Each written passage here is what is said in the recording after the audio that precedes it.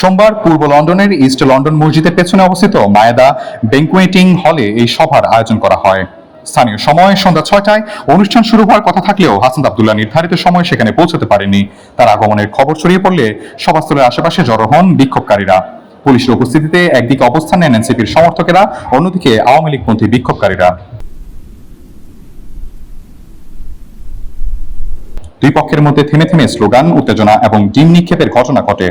এর আগে একই দিনে দুপুরে পূর্ব লন্ডনের অ্যালম পার্ক এলাকাতেও হাসনাত আব্দুল্লাহকে জড়ো করে ডিম ছোড়া এবং ধাওয়া দেওয়ার অভিযোগ ওঠে।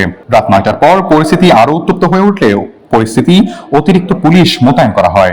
পরে কয়েক ডজন পুলিশ সদস্যের নিরাপত্তা বেষ্টনীর মধ্যে বিকল্প একটি প্রবেশ পথ ব্যবহার করে হাসনাত আব্দুল্লাহ দ্রুত অনুষ্ঠান স্থলে প্রবেশ করেন। এ সময় তাকে লক্ষ্য করে আবারও ডিম নিক্ষেপ করা হয় বলে জানান প্রত্যক্ষদর্শীরা। হাসনাত ভেতরে প্রবেশ করার পর বাইরে দুই পক্ষের মধ্যে আবারও হট্টগোল ও ধস্তাধস্তি হয়। পরিস্থিতি নিয়ন্ত্রণে আনতে পুলিশকে হস্তক্ষেপ করতে হয় এবং কয়েক দফা ধাওয়া দিয়ে ভিড় ছত্রভঙ্গ করে দেওয়া হয়। জুলাই আন্দোলন সংক্রান্ত একটি সেমিনারে অংশ নিতে বর্তমানে লন্ডনে অবস্থান করছেন হাসনাত আব্দুল্লাহ।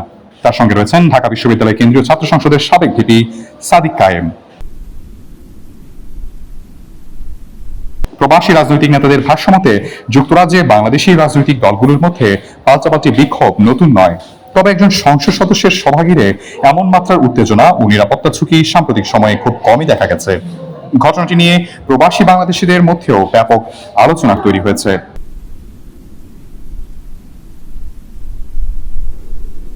তাইফুল ইসলাম, ডেস্ক রিপোর্ট, দেশ বুলেটিন।